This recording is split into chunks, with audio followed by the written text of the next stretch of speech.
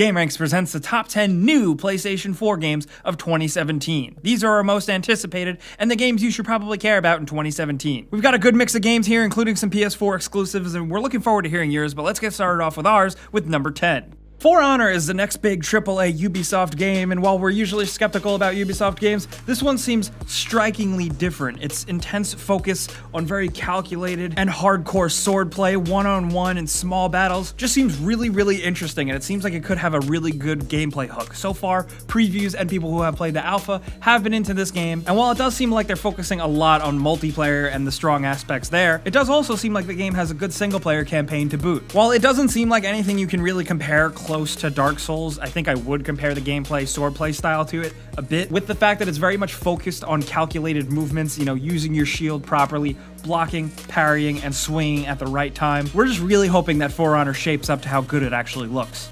And at number 9, we have Ni no Kuni 2, The Revenant Kingdom. The original Ni no Kuni was a surprise, underrated gem, and it was released at the tail end of the PS3's life cycle, but it was an awesome game, and Ni no Kuni 2 is shaping up to be quite the same. But at the same time, it's also taking a very different focus. The game, like the original though, is inspired by the Studio Ghibli art style, and it's very much a focused, story-based JRPG. This time around, it seems set up much differently, with you actually playing as the characters of the stories themselves in the battle, despite a more Pokemon style thing in the original game. And honestly, I'm all about that. It seems like a welcome change, the art style is intact, and if it's anything near as awesome as the original Ni no Kuni was, its sequel could definitely surprise a lot of PlayStation fans.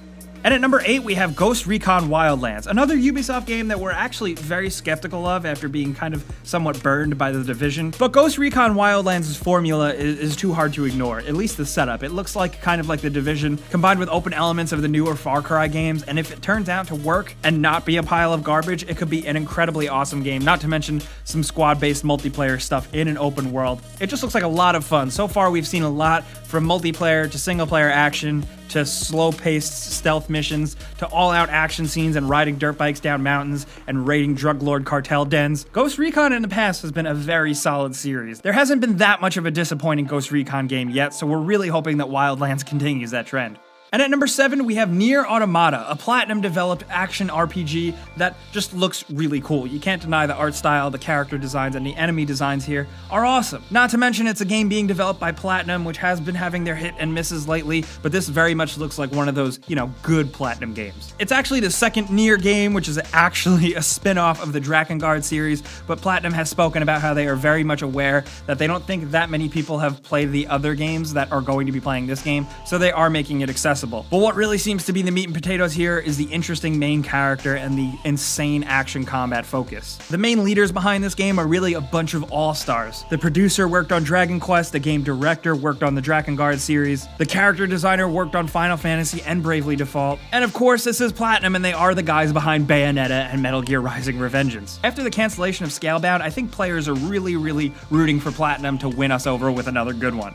And at number 6, we have Resident Evil 7, one of the most unconventional Resident Evil games ever, seeing as how it's completely different and first person, also manages to somewhat maintain that Resident Evil feel. At the time of this video, we still have a lot of unanswered questions about the game, but overall the response so far has been somewhat mixed to somewhat very positive. But I think there's also a lot of weight resting on Resident Evil 7's shoulders, at least for the Resident Evil series. Seeing as this is a bit of a soft reboot, it's also a big deal for Capcom, who's put a lot of money into it, and it's also maybe the first big AAA VR game being exclusively on PlayStation VR. You can play through the entire game. Is it going to be scary? Hopefully. Is it going to feel like a Resident Evil game? Hopefully. As much as it seems weird and not what a Resident Evil fan would really technically want, everything about it does seem to be shaping up to make an interesting game, so we're betting our cards on it.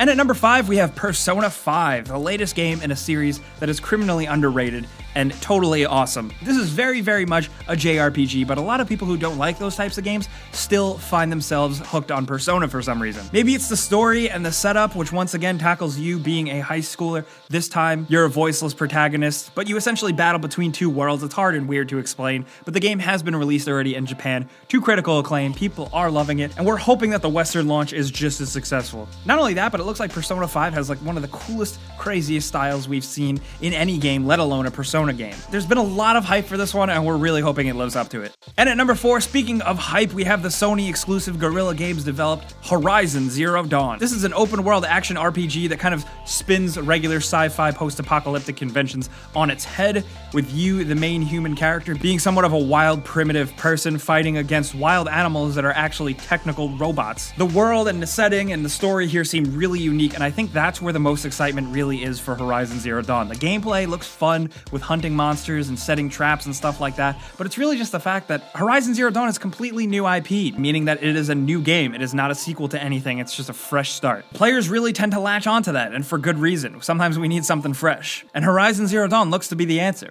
And at number 3, we have Crash Bandicoot, the Insane Trilogy. This is something that had been rumored for years and hoped for years, and now it's finally a thing. We're getting the original 3 Crash Bandicoot games completely redone, reworked, and remastered. And I gotta say, they look pretty goddamn incredible. I think the gameplay will really age pretty well. I think this game will stand the test of time, but I'm very curious to see how some younger gamers are going to embrace this game, because it is very different and it is very, very 90s. That being said, the first 3 Crash Bandicoot games, the original ones made by Naughty Dog, are some of the best games out there, so this is probably a surefire hit.